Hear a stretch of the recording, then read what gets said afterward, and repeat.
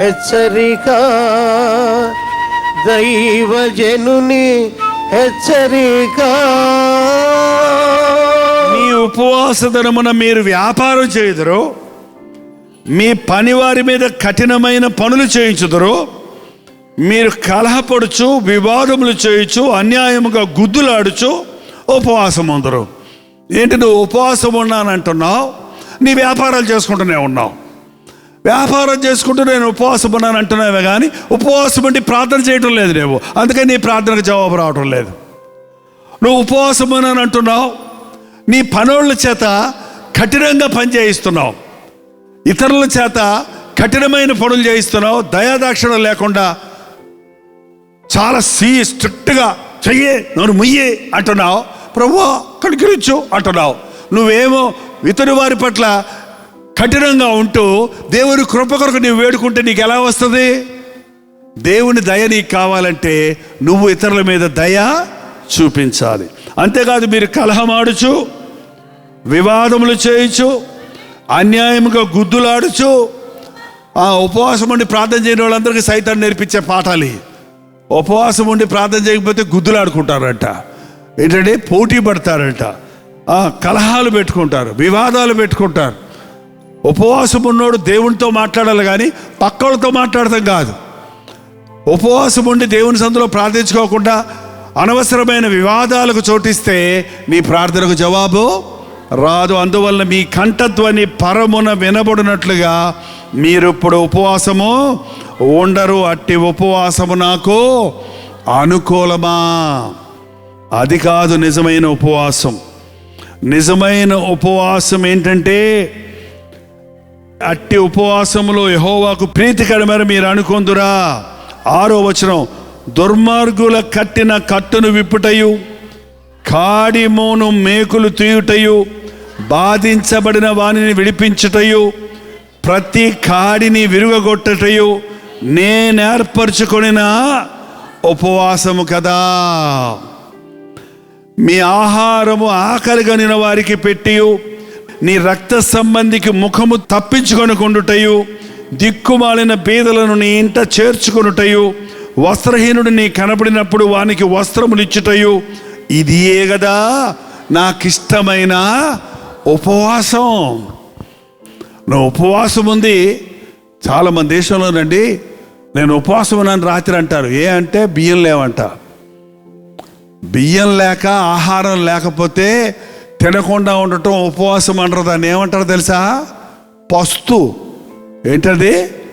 పస్తు పడతాం అన్నమాట. ఉండి తినకుండా ఉంటే అదేంటి? ఉపవాసం. ఒక ఆయన అడుగుతుంటారంట, ఏం కోరే వాళ్ళ?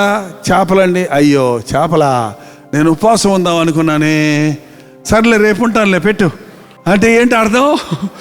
ఏంటంటే దానికి ఇష్టమైన పచ్చడా, రేపు ఉందాం అనుకున్నాను ఉపవాసం, సరే ఇయ్యాలే ఉపవాసం ఉంటానులే, రేపు మంచి కూర చేసి పెట్టు అని తిండి మీద ధ్యాసతో ఉపవాసం ఉండటం వల్ల ప్రయోజనమో లేదండి. నువ్వు ఉపవాసం ఉన్నప్పుడు నువ్వు బియ్యం మిచ్చమైనవి కదా, నీ ఆహారం మిచ్చమైంది కదా, మిగిలింది కదా, దాన్ని ఎవరికైనా లేని వారికి పెడితే అది దేవునికి ఇష్టమైన ఉపవాసం. నీవు కడుపు మార్చుకొని మరొకటి కడుపు నింపితే అది దేవుడు నీ యందు చూసి ప్రీతి చెందుతాడు. ఉపవాసం అనేది ఒక నిష్ట కాదు, ఒక ఆచారం కాదు, ఒక పద్ధతి కాదు. ఉపవాసం అనేది దేవునితో మన హృదయాన్ని లగ్నం చేయటానికి, దేవునితో మన హృదయాన్ని కొమ్మరించుకోవడానికి, ప్రార్థించుకోవడానికి ఉపయోగించే సమయం అది. ఉపవాసం ఉన్నప్పుడు తలంటుకొని ముఖమును కాంతిగా పెట్టుకొని సంతోషంతో నీ సన్నిధి, దేవుని సన్నిధిలో నువ్వు ప్రార్థించు. ఆయన నిన్ను చూస్తున్నాడని, ఆయన ముందు కనపడటానికి నీ హృదయాన్ని సరి చేసుకో. అప్పుడు నీకు జవాబులు ఇస్తాడు. నేను ప్రార్థన చేసుకోవడానికి అంత అవకాశం లేదు అని అంటే ప్రతి శుక్రవారం ఉపవాసం ఉండండి, ప్రతి బుధవారం ఉపవాసం ఉండండి. పరిచయుడంట వారానికి 2 సార్లు ఉపవాసం ఉంటాడట. నేను వారమునకు 2 సార్లు ఉపవాసం ఉంటిని, నా దశమ భాగాలు నీకు చెల్లిస్తున్నాను అంటే ప్రభు అన్నాడు, మీరు మీ భక్తి పరిచయులు శాస్త్రుల భక్తి కంటే ఎక్కువైతే కానీ మీరు నాకు పాత్రలో కారు. కనీసం మనం వారానికి 3 సార్లన్నా ఒక్క పూటన్నా ఉపవాసం ఉండాలి. వాటర్ ఫాస్టింగ్ అంటున్నారు ఇప్పుడు కొత్తగా. అంటే మంచినీళ్ళు మాత్రం తాక్కుంటూ ఉపవాసం ఉండటం. ఎందుకంటే ప్రస్తుతం మన శరీరాలకి బలం లేదు, వాతావరణం సరిలేదు, డైజెస్టివ్ సిస్టమ్ సరిలేదు, థైరాయిడ్ ప్రాబ్లము, షుగర్ ప్రాబ్లము, బీపీలు, ఇంకా రకరకాల బలహీనతలు ఉన్నాయి. మన శరీరంలో చాలా బాగా నీరు ఉంటుంది. మనం ఎక్కువ నీరు తాగుతుంటే మన శరీరంలో ఉన్న కల్మషం అంతా క్లీన్ అయిపోద్ది. పొట్టలో పేగుల్లో ఉన్న అనవసరమైన వ్యర్థ పదార్థాలన్నీ బయటకు వెళ్ళిపోతాయి. అది అసలు ఆరోగ్యం అవుతుంది. వైద్యులు ఏం చెప్తారంటే వారానికి ఒకసారి ఉపవాసం ఉన్నవాడికి కడుపు జబ్బులే రావటగా. ఏంటంటే దేవుడు చెప్పిన మాటను మనం వింటే కడుపు జబ్బులు రావు, ఏ జబ్బులు రావు. ఆధ్యాత్మిక జీవితంలో మనం బలపరచగలుగుతాం. ప్రార్థన. పరిశుద్ధుడా, ప్రేమగల తండ్రి, ఒక్కసారి నీ బిడ్డలను చూడు నాయన. ఇదయ్యా నా స్థితిని ఆయన, నేను ప్రార్థించుకోలేకపోతున్నాను, ఉపవాసం ఉండలేకపోతున్నాను, బైబిల్ చదవలేకపోతున్నాను. అందుకే అంతకంతకి భక్తిహీనుడిని అయిపోతున్నాను. అంతకంతకి సాతాను నా మీద పెత్తనం చేస్తున్నాడయ్యా. సాతాను నన్ను లొంగ తీసుకున్నాడయ్యా.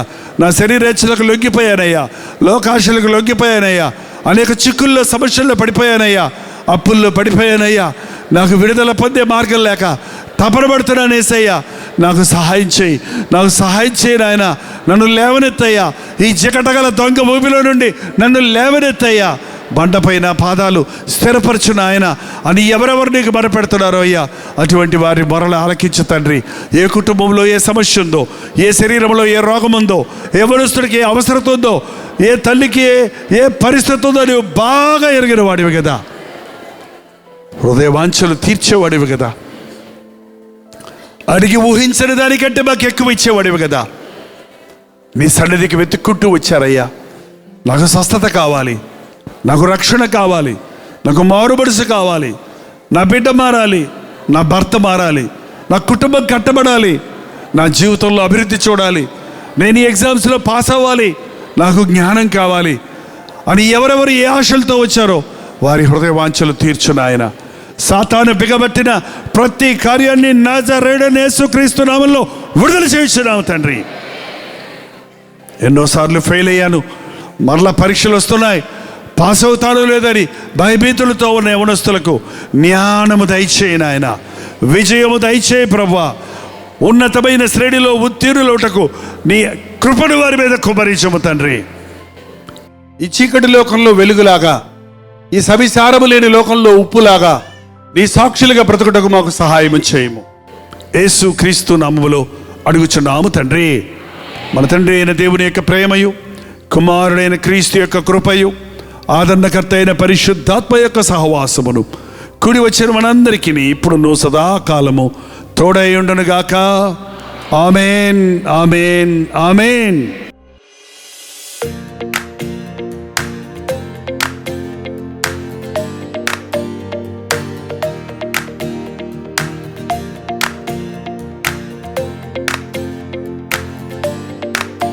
హల్లెలూయా. జమ్మూ కాశ్మీర్ పరిసర ప్రాంతాల్లో ఉన్న వారికి శుభవార్త. ప్రభు చిత్తమైతే ఈ మే 8వ తారీఖున ఒక ప్రత్యేకమైన మీటింగ్ను ఉదాంపూర్లో ఏర్పాటు చేస్తున్నాం.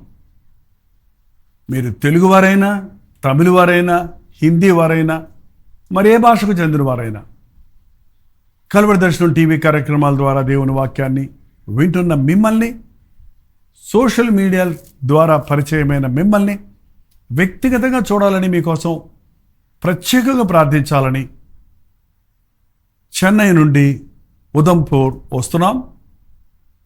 రండి, ఈ మీటింగ్లో పాల్గొని దైవాశీస్సులు పొందండి. సాయంత్రం 4 గంటల నుంచి కొనసాగే ఈ మీటింగ్లో, ఒకే మీటింగ్లో తప్పకుండా పాల్గొనండి. చిరునామా గమనించండి. Samarpan church fellowship, near northern compound,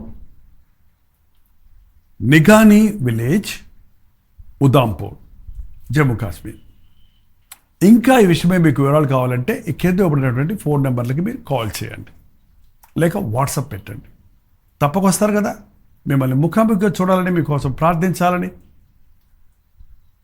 ఉదంపూర్లో ఏర్పాటు చేసిన ఈ మీటింగులో మిమ్మల్ని దీవించి దేవుని నామంలో ఆశీర్వదించాలని ఆశతో వస్తున్నాం. తప్పక రండి, పాల్గొనండి, దీవించబడండి.